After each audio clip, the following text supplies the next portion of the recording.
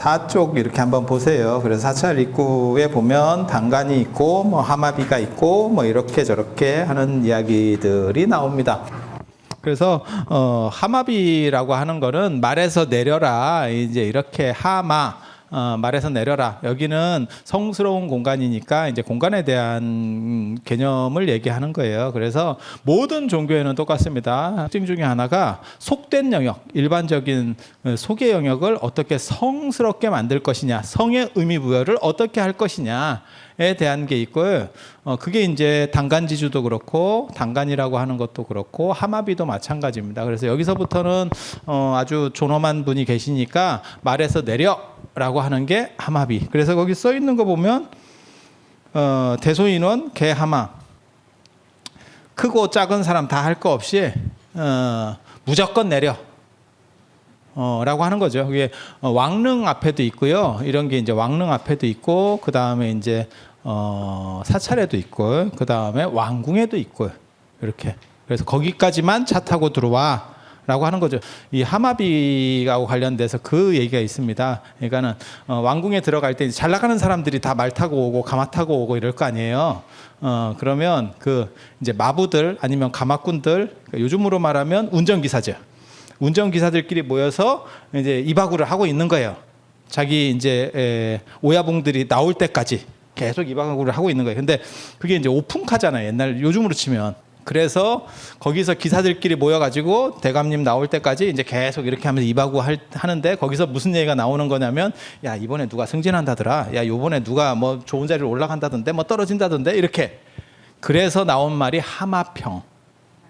하마평. 자기네들끼리 이제 레이더를 가동하는 거예요. 그러면 야 너 그 무슨 얘기 들었냐? 뭐 이렇게. 지금도 하마평이라는 표현을 우리가 쓰잖아요, 그죠? 그래서 그런 데서 나오는 겁니다. 그 다음에 단간지주. 이렇게 해서 여기 구멍 이렇게 뚫려 있는 거 있잖아요. 한 개가 있으면, 이 절 입구 쪽에 한 개가 있으면 그건 단간지주고, 여기 쉽게 말해서 국기뽕입니다. 이렇게 국기같이 깃발 세우는 단간지주고, 그 다음에 법당 앞에는 이런 게 두 개가 있습니다. 그거는 괴불대입니다. 괴불대. 그래서 괴불을 이렇게 펼쳐서 걸기 위해서 만들어 놓은 대골. 그래서 일주문 영역 밖에 있는 경우도 있고 일주문 안쪽에 있는 경우도 있고, 요즘은 두 종류가 있어요. 원래는 일주문 바깥쪽에 대부분 많았는데 요즘은 일주문이 밖으로 쭉 빠지는 추세거든요. 쭉 빠지는 추세예요. 그래서 단간이라고 하는 게 혼자 놓는 경우도 있고, 제일 큰 단간은 지금 여기 맨 첫째 장에 나오는 지금 굴산사지 단간입니다. 강릉에 있죠. 강릉에 지금 43, 42쪽에 나오는 그 사진 보시면 굉장히 우람합니다. 혹시 굴산사지 가보셨어요? 사굴산파, 구산선문 중에서 구산선문이 참고로 말씀드리면 두 개가 가장 강력한 거거든요. 그리고 구산선문 아닙니다. 뭐 그 산이 몇 개인지는 잘 모르겠습니다. 확인되는 거는 13개 이상 나옵니다. 근데 그 중에서 9라고 하는 숫자가 가득 많이라는 뜻이에요. 그래서 이제 9라고 하는 숫자를 차용해서 우리가 그냥 구산선문 이렇게 하는 건데, 그 선문의 특징들도 그렇게까지 뚜렷하지 않아요. 뚜렷하지 않아요. 그런데 그 구산선문 중에서 두 개가 가장 유명하죠. 그게 하나는 사굴산문, 하나는 가지산문. 가지산문에 유명한 스님이 계시죠. 일현 스님, 태고 보호 스님. 일현 스님, 태고 보호 스님. 그리고 사굴산문에도 또 유명한 스님이 두 분 계시죠. 하나는 보조 진울 스님, 하나는 나옹 스님. 그래서 이 두 파가 사실은 어떻게 보면 구산선문의 주류라고 보시면 되고요. 그래서 단간이라고 하는 게 두 가지 문화가 있어요. 두 가지 문화가 있어요. 하나는 하나를 세우는 게 있고, 중국 가면 입구에도 쌍단간을 세웁니다. 쌍단간을 세웁니다. 이렇게 똑같은 걸 두 개를 세워요. 법당 앞에가 아니고 절 입구에도. 그래서 중국 단간은 쌍단간이고 우리는 외단간입니다. 요걸 당이라고 그러고요. 요 깃발 거는 이 깃봉을 당이라고 그러고, 이거를 단간지주, 이걸 단간이라고 그러고요. 당에 그러니까 여기에 깃발을 다는 거거든요. 이걸 당, 요거는 당을 깃대를 이렇게 세우는 간짓대, 기둥. 그 다음에 요거는 당간 지주, 받침대 이렇게 구분을 하거든요. 이렇게 구분하거든요. 그래서 요걸 두 개를 좌우 당간이라고 할 거냐, 안 그러면 중간에 있는 건 대부분 나무라서 나중에 없어지거든요. 그래서 이 두 개를 좌우 당간 할 때 요거 두 개가 같다는 의미로 쓰는 거냐라는 말은 약간씩 있어요. 차이들이 있어요. 그래서 약간 불투명한데 우리는 아무튼 외당간 문화예요. 쌍당간을 쓰지는 않습니다. 이 당간 문화는 지금 딱 이렇게 하는 거예요. 여기다 도르래 해가지고 여기다 깃발 해서 이게 어떤 종파를 상징할 때 쓰기도 하고, 간판입니다. 간판. 종파를 상징할 때 쓰기도 하고, 또 어떤 때는 저기서 어떤 법회 같은 거 한다고 할 때 이렇게 내려가지고 계시를 해주기도 하고, 뭐 그런 용도로 써요. 그리고 이거는 중앙아시아 문화입니다. 정확하게 말하면 중앙아시아 문화예요. 중앙아시아에 솥대 문화가 있어요. 솥대 세우는 데가 소도원고는 아시죠? 거기 보면 소도에 대한 표현을 보면 삼국지 위지 동의전에 보면 뭐라고 나오냐면 소도에다가 깃대를 길게 세워가지고 거기다가 북 같은 걸 단다. 입 대목해서 북을 단다라고 하는 게 있어요. 저기에 이제 새만 붙이면 솥대가 되는 거고, 그래서 솥대하고 소도하고 아마 마찬가지일 거다. 지금 그렇게 소도가 신성한 지역이잖아요. 소도가. 그리고 거기를 표시하는 앞에 장대가 있는 거예요. 장대가. 그래서 이게 나중에 당간 문화로. 왜 우리에게는 샤머니즘 전통이 있고 그것이 불교 이전에 있다가 불교가 그 자리로 들어가게 되는 거거든요. 그래서 샤머니즘 문화에서 차용된 거예요. 저기서 또 출발하는 게 뭐가 있냐면, 거기서 출발하는 게 뭐가 있냐면 이제 건당한다. 이게 당을 세운다는 뜻이거든요. 지금은 이제 법사를 정하는 걸 건당이라 하잖아요. 당을 세운다는 거는 뭐냐면 그 뒤 깨달은 사람이 있다라는 의미로 불교에서는 써요. 그러니까 종파나 그 다음에 이 뒤에가 신성지역이다라고 하는 의미로 쓸 때도 있고, 당을 세웠다는 거는 나는 깨달음을 얻어서 어느 정도 일가를 이루었으니까 와서 나에게 뭔가를 한번 도전해봐라 라고 할 때도 써요. 그래서 건당, 개당 뭐 이렇게. 예. 그래서 그런 얘기들이 46쪽에 나오는 당간, 기둥을 하나로 사설의 소속이나 이런 것들을 말한다. 그리고 당간 중에는 쇠로 된 것도 있고 돌로 된 것도 있어요. 그래서 절 앞에 맨 바깥쪽에는 당간이 있고,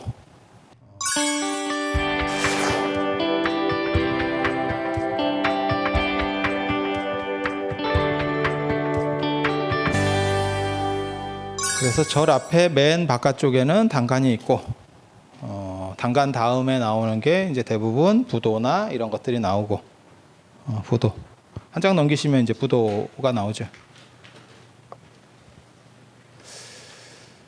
부도 다 아시죠?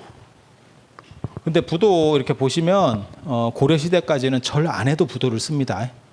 절 안에도 부도탑이 있는 경우들이 있어요. 근데 조선 시대가 되면 절 입구 쪽에 한적한 쪽으로다가 옮겨집니다. 그래서 눈에는 잘 안 보여요. 그게 왜 그러냐면 고려 시대까지는 사후 세계관이 달라요. 돌아가신 분이 우리를 보호해 준다라고 하는 개념들이 있었어요. 그런데 조선 시대가 되면 약간 돌아가신 분은 무서운 거예요. 그래서 제가 그런 얘기 하거든요. 사람이 죽으면 칠성판에 뉘어요. 칠성판에 북두칠성이 새겨진 이런 긴 판에다가 이렇게 뉘웁니다. 여기다가 이제 뉘고 7번 묶어요. 북두칠성이 죽음의 신입니다. 죽음의 신. 그래서 7월 7석에 칠성에게 실타래를 올려놓고 기원하는 게 오래 살기 위한 풍습이에요. 지금은 이제 칠석이 거의 없어졌죠. 그래서 절 입구 쪽에 안 보이는 데 나서 우리 어른 스님들이, 여기 우리 선배 스님들이 좀 우리를 좀 잘 보호해 줬으면 좋겠어요. 하지만 막상 눈에 그게 보이는 건 약간 무서운 거야. 그러니까 조금 한적한 곳에다가 이렇게 모시는 거예요. 그게 부도전입니다. 그리고 요즘 들어서는 부도를 승탑이라고 하자, 스님탑이라고 하자. 부도라고 하는 건 붓다의 음사거든요. 그래서 어떻게 스님의 그런 유해를 모신 데를 부처님이라고 하느냐라고 하는데 잘 안 맞는 얘기입니다. 원래 부도라고 쓰는 의미가 있어요. 부도라고 쓰는 의미가 있어요. 그게 선종이나 이런 데서는 그거 아세요? 육조단경에 해능 스님을 부처님이라고 표현이 나오거든요. 해능 스님은 부처님이라는 표현이 나오거든요. 불이라고. 그래서 우리 선생님은 부처님 같아요라는 의미로 부도라고 쓰는 거예요. 우리 선생님이 부처님. 그렇게 나오는 문화는 선종하고 밀교입니다. 선종하고 밀교에서는 선생님이 곧 부처님인 거예요. 그래서 부도라고 하는 게 그렇게 나오는 거고, 생김새는 이렇게 생겼다. 그림처럼 생겼다. 이게 이제 팔각 원당형 부도라고 하는 거고요. 그 옆에 석종형 부도라고 하는 것도 있습니다. 이제 이렇게 돌로 된 종같이. 인도 수투파 양식이죠. 원래 산치대탑이나 이런 데 가보시면 인도 탑 양식으로 이렇게 이런 거를 조금 통도사 금강계단 생각하시면 되죠. 이렇게까지는 안 하고 약간 이렇게 좁빗하게 놨죠. 그래서 마치 종처럼, 우리가 종처럼 생겼다 그래서 돌로 된 종이라고 해서 석종이라고 하는 거예요. 그리고 이 그림에 나오는 이 팔각 원당형 부도는 팔각형으로 된, 팔각형과 원이라고 하는 두 가지 요소로다가 된 이런 전각입니다. 사리를 모셔놓고 예배하던 그런 전각 모습을 띠고 있어요. 그래서 그거는 이제 화장하고 사리가 나오고 뭐 이런 얘기들 좀 썼고,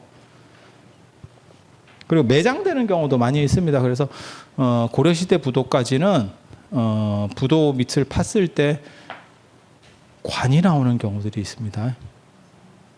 부도엔 다 화장해가지고 그 안에는 뭐 사리나 유해를 모셨을 거예요. 아니에요, 관이 나오는 경우도 있어요.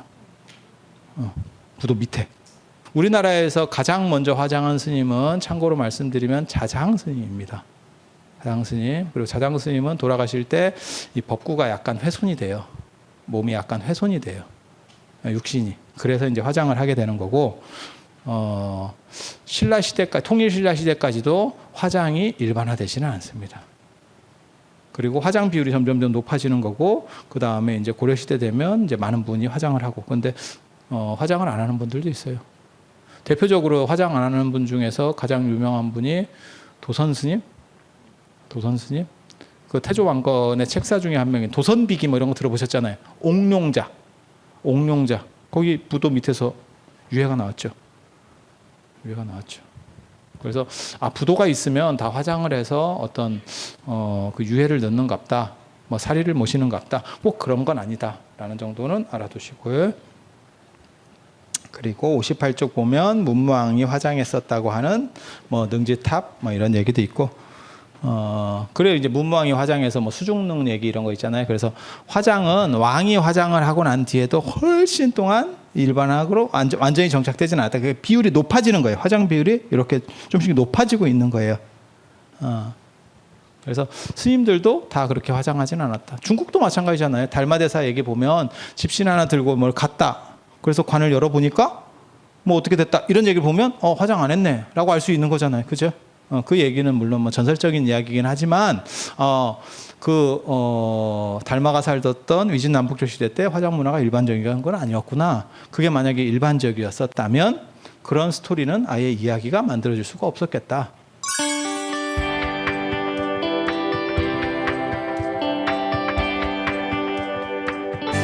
그 다음에 그 뒤로 넘어가게 되면 이제 일주문이라고 하는 게 나오는 거죠. 일주문. 지금 우리가 볼 수 있는 절의 입구들은 다 일주문이죠. 일주문이죠. 일주문이라고 하는 거는 기둥이 한 개가 아니고 한 줄로 되어 있다는 뜻이고요. 한 줄로 되어 있다는 뜻이고요. 이거는 인도 문화에서부터 나오는 겁니다. 인도의 산치대탑에 가보시면 그 앞에 돌로 돼서 이런 식의 어떤 건축 구조들이 나오죠. 기념물 같은 거. 그 안쪽은 성스러운 거야 라고 하는 개념이에요.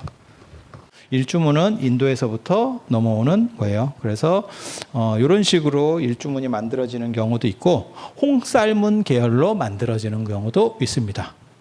홍쌀문도 내나 일주문 계열이에요. 일주문 계열입니다. 그리고 사찰에서도 일주문 대신에 홍쌀문을 쓴 경우도 있습니다. 제가 개인적으로 그거를 그림에서도 찾았고 시에서도 찾았거든요. 월정사가 예전에 일주문 대신에 홍쌀문을 썼었어요. 홍쌀문을 썼었어요. 저도 보고 깜짝 놀랐어요. 그림까지 남아있어요. 그림까지. 시에도 홍쌀문 얘기가 나오고 홍쌀문도 그렇고 일주문도 그렇고 같은 기원이에요. 인도 겁니다. 인도. 그리고 그게 일본까지 갑니다. 일본까지. 일본의 도리라고 하는 것까지 갑니다. 그래서 일주문은 성역으로 들어가는 첫 번째 그래서 부처님을 어디다 모신다고 생각을 하는 거냐면 수미산이 어떻게 생겼는지 저도 잘 모르는데 첨성대 생각하시면 제일 쉬워요. 첨성대 생각하시면 제일 쉬워요. 수미산이 어떤지는 저도 정확하게 잘 모릅니다. 이거는 우주산이라고 하는 거예요. 우주산. 그러니까 우주의 중심. 그러니까 인도 신화에서는 수미산이 그런 우주의 중심이라고 하는 상상의 산입니다. 그리고 그리스 로마 신화 같은 경우는 올림푸스 산이에요. 그게 올림푸스 산. 그리고 우리나라 같은 경우는 그런 상상의 산이 뭐냐면 태백산이에요. 태백산맥 말고 저 태백산맥 말고 단군 환웅이 내려왔다는 태백산 신단수 할 때 이렇게 그리고 중국 사람들이 얘기하는 그런 우주산은 곤륜산입니다. 서왕모가 산다고 하는 곤륜산. 실제로 서북 쪽에 중국의 서북 쪽에 곤륜산이 있어요. 곤륜산맥이. 그래서 그 무협지 같은 데 보면 곤륜파. 그 다음에 불교 미술에서는 곤륜노라고 하는 게 있어요. 곤륜 지역 쪽에 사는 사람들을 노예로 이렇게 쓰는, 이렇게 등치가 좋고 이런 사람들은 이제 약간 노예로 쓰는 이런 것 대목들이 나오거든요. 근데 그게 진짜 곤륜산은 아닙니다. 그건 신화 속에 나오는 산들이고 단지 그런 것들을 차용할 수 있는 거예요. 차용할 수 있는 거예요. 그래서 그런 거랑은 다른 거고 수미산은 실제로는 존재하는 건 아닙니다. 실제로 존재하는 산은 아니에요. 그래서 여기 수미산의 가장 맨 앞쪽에 있는 입구에 해당하는 게 산 맨 밑에 해당하는 게 일주문. 그 다음에 요 중간에 사천왕이 있는데 해당하는 게 천왕문. 그리고 맨 위에가 도리천. 이 도리천에 33명에 사는데 이걸 이제 신들이 가장 잘 나가는 신들이 다 모였다 이렇게 해서 전체라는 의미로도 사용이 돼요. 신들의 전체. 그리고 그 전체의 왕은 제석천. 이게 원래 옛날 구조입니다. 옛날 리그베다 구조고 그 뒤에 이제 신들이 점점 위에 이렇게 쭉 올라가요. 여기까지를 지거천이라고 하고 이건 공거천. 쭉 올라가거든요. 무색계천까지. 그래서 저 도리천에 부처님을 모시는 게 기본 법식입니다. 기본 법식. 그래서 부처님을 너무 먼 곳에 모셨을 경우에는 중생이 다가갈 수가 없고 너무 가까이 모시면 이 어른이 성스럽지 못한 게 되는 거예요. 그래서 인간계의 연장선상 안에서의 최고로 존귀한 곳에 모시는 거예요. 여기에 도리천에 누가 사냐면 제석천이 살고 제석천이 사는 데가 묘승전, 수승전, 승전 이렇게 나옵니다. 거기를 부처님의 좌대로 생각해요. 부처님이 계시는 곳. 그래서 우리가 부처님을 모신 좌대를 수미좌, 수미단 이렇게 씁니다. 지금도 그렇게 우리가 쓰고 있잖아요. 그래서 이 수미산 요렇게 이 수미산에 부처님이 앉아 계신다라고 생각하시면 돼요. 수미산정에. 그래서 인간들은 여기에 다가갈 수가 있는 거고 수미산에 갈 수 있는 사람들이 누가 있을까요? 저 험난한 데를 누가 갈 수 있을까요? 불교 경전에 보면 성문승 중에서 신통이 있는 성문승들, 그 다음에 영각, 벽지불이나 이런 사람들, 그 다음에 보살들 당연히 가고, 그 다음에 부처님도 당연히 움직이실 수 있고, 또 어떤 사람이 있냐면 전륜성왕. 이렇게 5종류의 사람들이 저쪽에 갈 수 있죠. 그래서 인간이면서도 인간을 넘어서는 어떤 그런 숭고한 경지에서 부처님을 저 수미산정에다가 모시는 이렇게. 그런 법식들을 만듭니다. 그리고 실제로 부처님께서 수미산에 올라가 3개월 동안 설법하시는 일이 있어요. 그게 도리천 위모설법이라고 그래서 부처님 어머니가 이렇게 일찍 돌아가시잖아요. 부처님 이제 탄생하시고 7일 만에 부처님 어머니가 돌아가시는데 그 덕분에 부처님을 제대로 본 적도 없고, 그러니까 인간 시다르타는 봤죠. 하지만 부처님을 볼 수는 없었죠. 그죠? 부처님은 35살에 재탄생되는 거잖아요. 그러니까 부처님을 뵐 수가 없었죠. 그래서 거기서 올라가셔서 부처님 어머니께 3개월 동안 설법을 하시고, 그때 이제 불상이 처음 만들어진다라고 하는 증일암경 내용들이 있죠. 그때 이제 3개월 동안 부처님이 안 계시니까 부처님을 뵙고 싶었던 우전왕이 전단향나무로다가 불상을 만들었다. 또 한쪽에서는 뭐라고 얘기하는 거냐면 그 코사을라국의 파사이광이 자마금으로 만들었다. 이런 것도 있고, 미술사적으로는 보통 기원 전후에 간다라 지역에서 처음으로 만들어졌다. 이제 이렇게 보는 거는 미술사적 입장이고요. 불교적 전승에서는 이제 도리천 위모설법 시간에 만들어졌다. 그래서 어머니를 위해서 3개월 동안 부처님께서 이제 가르침을 설해 주셨다. 그리고 나서 어디로 내려오시냐면 상카시아로 이렇게 내려오셨다. 자, 64쪽 보시면 그래서 일주문 얘기가 있고, 일주문은 아무튼 한 기둥으로 된 문, 그리고 저거는 기념적인 문.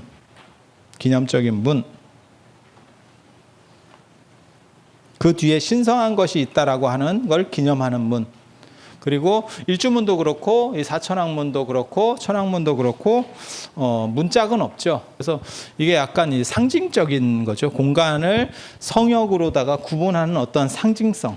자, 이제 천왕문 보세요. 천왕문에는 사천왕이 계시는 거고, 사천왕이 계시는 거. 불교계에 어떻게 보면 F4. 그래서 일종의 방위신에 해당하는 분들이에요. 그래서 수미산의 네 방위를 관장하면서 악으로부터 막는, 악을 막아내는 신들. 그래서 원래는 동서남북에 이렇게 계셔야 되는 거예요. 동서남북에. 그러니까 앞뒤로 이렇게. 수미산이 있으면 앞뒤로 이렇게. 그래서 만다라 같은 경우는 다 이렇게 대칭으로 동그랗게 이렇게 만들죠. 그런데 동아시아 문화에서는 일양성이라고 해서 어른이 뒤에 가는 문화가 있어요. 왜 우리 그런 거 있잖아요. 절에서 좌복을 보면, 좌복 위치를 보면 예불할 때 행자가 맨 앞이잖아요. 부처님하고 제일 가까운 건 행자야. 부처님의 가르침이 진짜 절실하게 필요한가 봐. 그래요. 그렇잖아요. 그리고 짬밥이 될수록 뒤로 가죠. 그래서 신도들이 잘 모를 때 보면 이렇게 앞쪽 자리가 더 높은 자리인 줄 알고 뭐 이런 경우들도 있잖아요. 근데 실제로 동아시아에서는 어른이 맨 뒤쪽 자리. 그리고 그거는 전각도 마찬가지예요. 맨 뒤에 있는 정각이 가장 메인 정각입니다. 그래서 특별하지 않으면 대웅전 뒤쪽에는 다른 걸 안 놔요. 특별하지 않으면. 특수한 경우에는 놉니다. 그거는 이제 나중에 또 설명을 드릴게요. 어떤 특수한 경우들이 있는지. 그래서 뒤쪽으로 갈수록 더 메인이 되는 거고, 그 다음에 이제 작은 정각들은 그 옆에 배치되죠. 옆으로. 동일 축선 뒤쪽이 아니고 옆쪽으로 배치가 되죠. 그래서 사천왕도 뒤쪽에 있으면 안 되는 거예요. 그래서 이걸 몰아서 한쪽 방향으로 앞에다가 넷을 이렇게 배치한 거죠. 그래서 탱화에는 두 종류가 있습니다. 탱화에 보면 보통 부처님이 여기 이렇게 계시면 사천왕이 이렇게 보통 모여 있거든요. 그런데 이게 이렇게 가는 경우도 있어요. 용주사, 뭐 영산해상도나 이런 데는 이런 식으로 갑니다. 사천왕.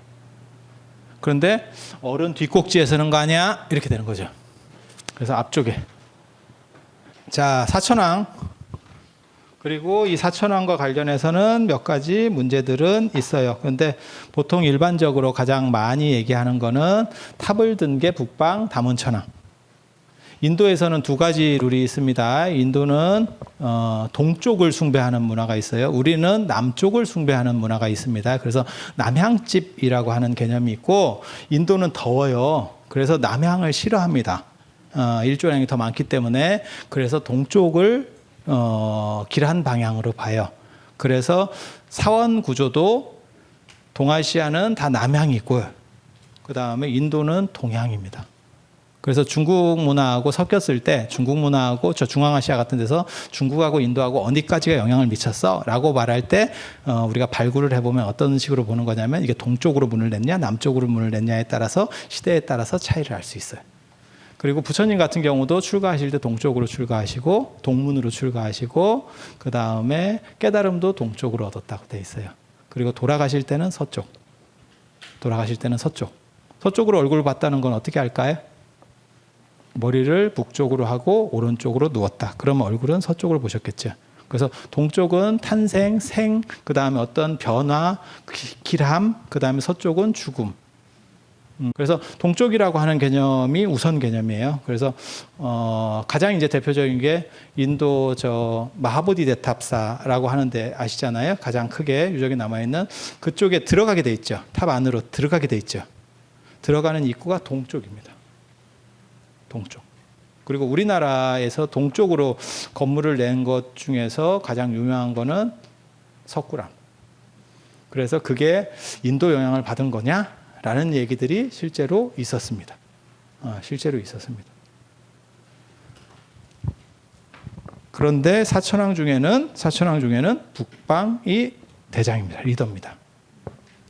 북방이 리더가 되는 이유는 인도에 동쪽 숭배도 있지만 북쪽 숭배라는 게 있어요. 그게 히말라야 숭배입니다. 정확하게 말하면. 그런데 북구로주가 관리하는 이 분이 북방 비사문천왕, 다문천왕이고 그 양반이 탑을 들고 있어요.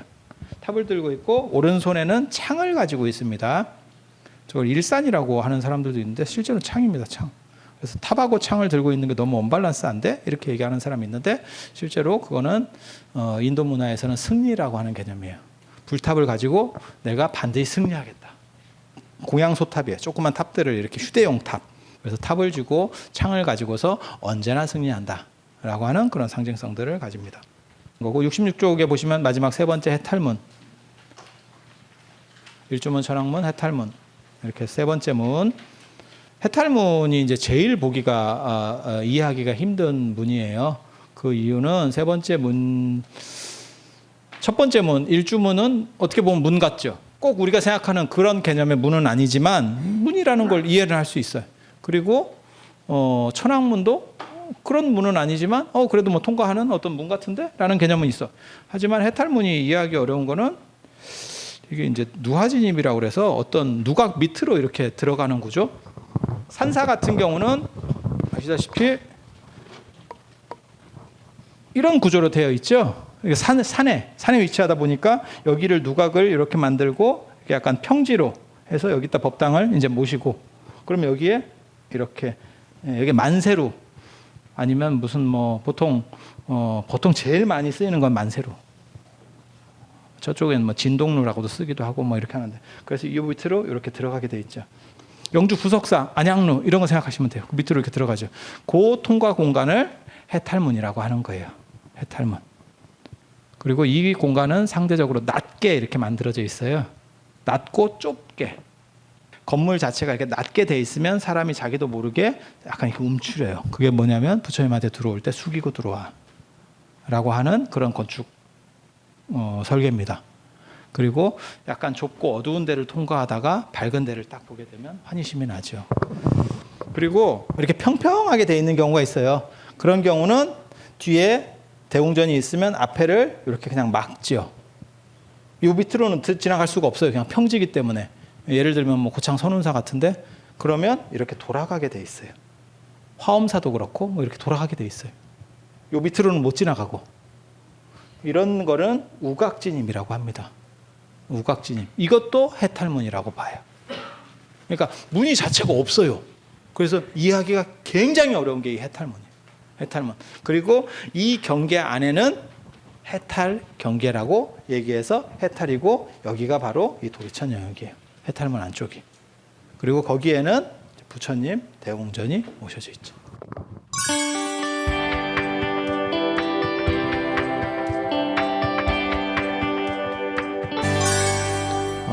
탑 이렇게 보시면 자 책이 이게 몇 페이지냐면 75, 74, 71페이지인가요? 산치탑. 그래서 뭐 아시다시피 탑이라고 하는 거는 인도에서부터 화장 문화에서부터 시작되는 거고 탑을 화장하는 거는 유목민들 문화예요. 유목민들 문화입니다. 유목민들 같은 경우는 계속 한 군데 사는 게 아니고 옮겨 다니기 때문에 매장을 했을 경우에 뭐 그 뒤처리를 할 수가 없죠. 그래서 화장을 했을 때 화장을 하면 이제 뭐 다 타는 경우도 있지만 그렇게 해서 흩어버리는 경우도 있지만 추모하는 그런 의미로서 이렇게 탑을 만드는 경우도 있어요. 탑은 불교 말고는 다른 집단에서는 좀 잘 나가는 사람도 탑 만들었어요. 잘 나가는 사람 탑도 만들었어요. 그 잘 나가는 사람 탑 만든 것 중에서 가장 유명한 게 불교에도 이야기가 있습니다. 그게 다자탑이라고 하는 탑이에요. 다자탑을 천자탑이라고도 하거든요. 그러니까는 1000명의 아들을 낳은 여자를 기리는 탑. 존재할 수 있을까요? 1000명을 낳을 수 있을까요? 이게 무슨 바퀴벌레도 아니고 1000명을 어떻게 낳는데 물고기 외에는 막 그렇게 낳을 수는 없을 거예요. 그죠? 물고기나 안 그러면 곤충 외에는. 그래서 이제 1000이라고 하는 숫자는 거기서 이제 많다. 겁나 많은 아들을 낳은 여인. 그 다자탑이 바이샬리의 4대 탑 중에 하나입니다. 굉장히 큰 탑이고 아들을 많이 낳은 여자를 기린 탑이에요. 그렇게 된 이유는 아들을 낳으려고 하는 여자들이 가서 중국이나 인도나 마찬가지입니다. 남아선호 사상이 강했기 때문에 아들을 낳고 싶은데 그 부분이 뭐 인간이 해결할 수 있는 건 아니잖아요. 또 뭐 딸이 될 수도 있고 아들이 될 수도 있고 그건 뭐 상황에 따라서 계속 바뀌는 거니까 그래서 그게 이제 어떻게 보면 기도하는 성소예요. 굉장히 큰 탑이었던 것 같아요. 기록들을 보면 굉장히 큰 탑이었던 것 같고 거기서 이제 기도를 하면 아들이 나오는 거예요. 꼭 깨달음을 얻은 사람이 아니더라도 탑을 만드는구나. 기념할 만한 사람에 대해서는 탑을 만들었구나. 그게 인도 전통에 있었구나라고 하는 거를 단적으로 우리가 알 수 있습니다. 그죠? 그런데 불교에서는 그렇지 않습니다. 불교는 탑 제도가 약간 달라요. 약간 다릅니다. 깨달음을 얻고 기릴 만한 사람이 아니면 탑을 만들지 못한다라고 하는 게 율장에 나옵니다. 그래서 탑을 만들 수 있는 주체가 있어요. 그래서 스님이라고 해서 탑을 만들 수 있는 것도 아닙니다. 깨달음을 얻지 못한 스님은 탑을 못 만듭니다. 그래서 깨달음을 얻은 스님, 그다음에 벽지불, 전륜성왕, 일반 스님이 아니고는 전륜성왕 탑을 만들 수 있습니다. 그다음에 부처님 이렇게 탑을 만들 수 있다라고 나옵니다. 그리고 율장에 보면 누가 나오냐면 그래서 유목문화에 의해서 화장이 이루어진다는 거 한 가지, 그리고 그렇게 해서 남은 유해, 연골 이런 것들을 가지고 사리를 이렇게 탑을 만드는 기념물입니다. 기념물. 그래서 인도탑 양식은 지금 이렇게 생긴 거죠. 이게 이제 인도탑의 기본 양식이죠. 인도탑의 기본 양식. 그리고 인도 불교탑 같은 경우는요, 부처님께서 그렇게 정하셨어요. 어떻게 만들어라라고 하는 걸 정하셨어요. 그게 이제 사립을 목건년이 돌아가셨을 때, 부처님보다 먼저 돌아가셨을 때 제자들이 어떻게 탑을 만들면 좋겠습니까?라고 했더니 부처님께서 이렇게 만들어라. 라고 하는 거고, 후대 스님들 사이에서는 어떻게 그 얘기가 유전되고 있었다고 얘기하냐면, 그건 현장의 대당서였기에 보면 가사를 접은 위에 바루를 넣고 석장을 꽂아라. 가사를 우리가 접으면 네모나잖아요. 그게 여기에 해당하는 거예요. 네모. 그리고 바루를 뒤집어 엎고 위에 석장을 꽂아라. 그러니까 후대 스님들은 또 그렇게 이해를 하고 있었던 거예요. 그게 이제 일반화돼서 쉽게. 저 위에 꽂은 거는 일산입니다. 일산. 인도는 덥기 때문에 탑도 그렇고 불상도 그렇고 이 양산을 꽂습니다. 양산을. 그래서 양산 꽂는 거고, 이게 왜 이렇게 여러 개가 돼요? 그건 장엄한 양산. 장엄한 양산. 됐다 좋은 양산. 생각하시면 되겠습니다. 그래서 귀한 분을 모시는 그런 법식이고, 그러한 부분은 이 인도의 이 부분은, 인도탑의 이 부분은 지금 오른쪽으로 보세요. 그 같은 페이지 오른쪽에 보면 한국탑의 맨 꼭대기 부분이 있잖아요. 그 부분으로 수용이 됩니다. 이렇게 많이 꽂아가지고 이렇게 평두하고, 그 다음에 이 일산 양식들은 이 꼭대기 상륜부로 들어옵니다. 상륜부로. 그 다음에 76쪽 보시면 이제 뭐 석탑들, 뭐 이런 장엄한 탑들이 나옵니다. 그러면 이런 탑, 가장 기본이 되는 우리나라 탑을 말씀을 드리면 석가탑입니다. 석가탑 형태가 우리가 볼 수 있는 가장 많은 겁니다. 3층으로 돼서 돌로 된 기본 집 모양입니다. 전각 모양 3층 누각 형태라고 보시면 됩니다. 그러니까 법주사 팔상정 같은 게 3층으로 되어 있다라고 생각하시면 돼요. 인도에서는, 중국으로 이게 넘어왔을 때, 불교가 넘어왔을 때 제일 힘든 게 건축입니다. 건축. 사리, 불상, 그 다음에 경전, 이런 거는 가지고 오기가 쉬워요. 옮겨오기가 쉬워요. 사리는 조그마니까 가지고 오기가 쉬울 거고, 경전도 그냥 조그마니까 뭐 전체를 다 막 가지고 오고 이러진 않지만 자기가 좋아하는 경전들을 가지고 오는 거는 별로 어렵지 않잖아요. 불상은 어떻게 모셔올까요? 현장 스님의 이야기나 이런 걸 보면 알 수 있어요. 그 인도에서 저 불상이 너무너무 마음에 드는 거야. 근데 내가 그 불상을 중국으로 모시고 가서 제작하고 싶어. 그럼 어떻게 하냐면 작게 나무로 깎아주세요. 이렇게 해버려요. 작게 나무로 깎아주세요. 그러면 작게 깎아주잖아요. 그러면 그걸 모시고 와가지고 중국에서 키워주세요. 이렇게. 그래서 사리가 먼저 옮겨오고 건축은 못 옮겨왔기 때문에 지금도 우리는, 그러니까 우리가 가사는 넘어온 거잖아요. 머리 깎는 건 넘어온 거잖아요. 바루는 지금 그 형태는 아니지만 넘어온 거잖아요. 건축은 100% 우리 거죠. 건축은 100% 우리 거잖아. 그죠? 한 개도 못 넘어왔잖아. 그럼 중국에는 인도식 건축이 있느냐? 없죠. 없죠. 그래서 건축은 넘어오기가 굉장히 어려워요. 건축은 넘어오기가 굉장히 어려워요.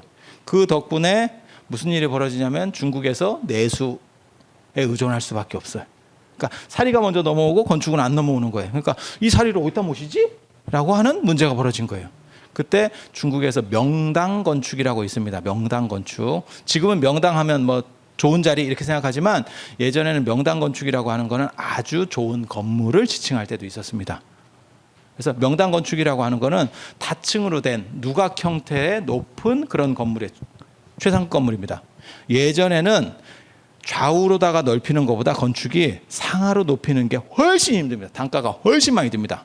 예전에는 땅값이 크게 좌우하는 시절이 아니고 기술력은 한계가 있기 때문에 그렇잖아요.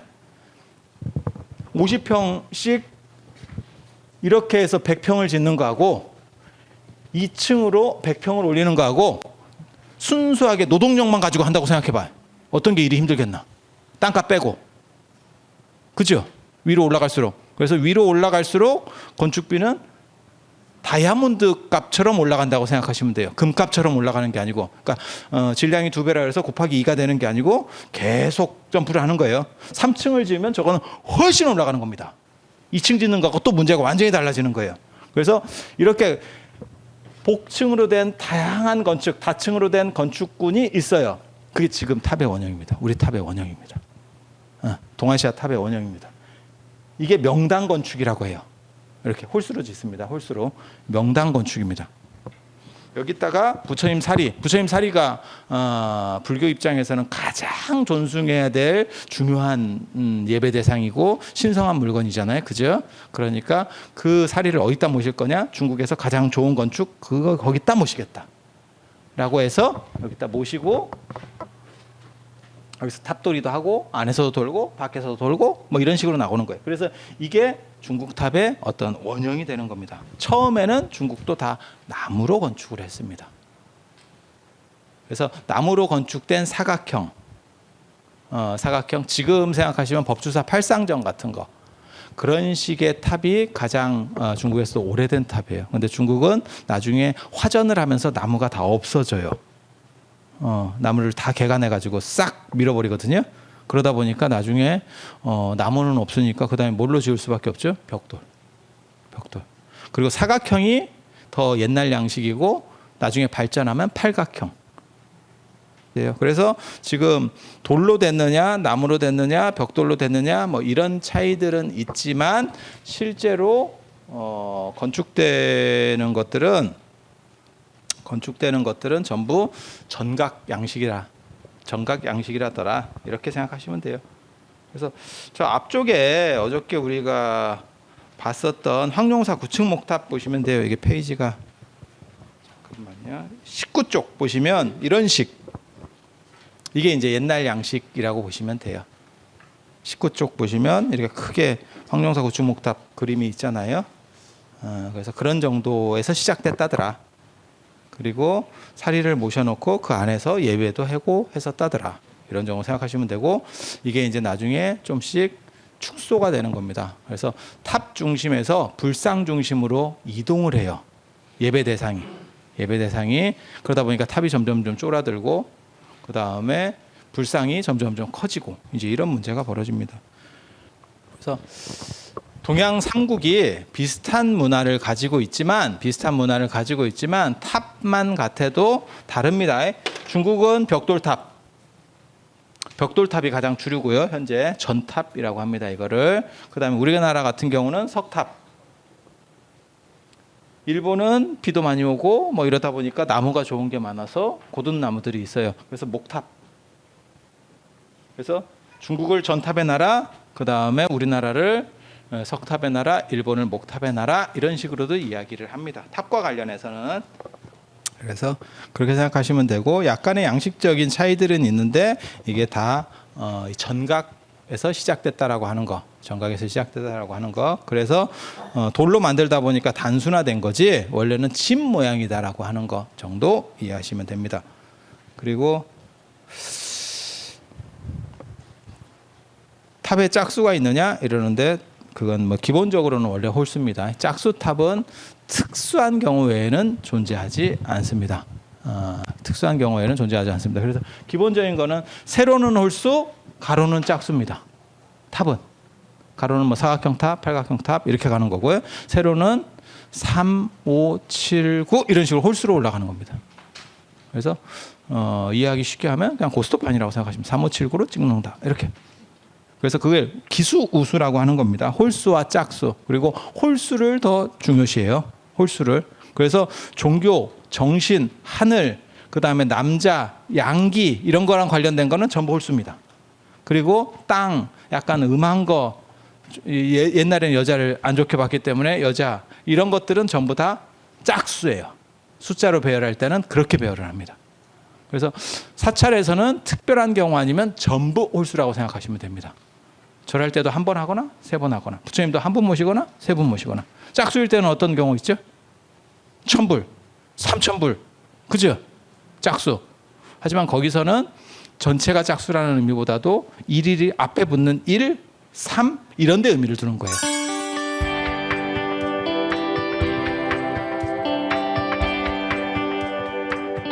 한 장 넘겨보시면 탑의 모양을 보고 시기를 알 수 있다 뭐 이런 것도 있는데 이 얘기는 내일 또 이어서 할 수 있도록 그렇게 하겠습니다.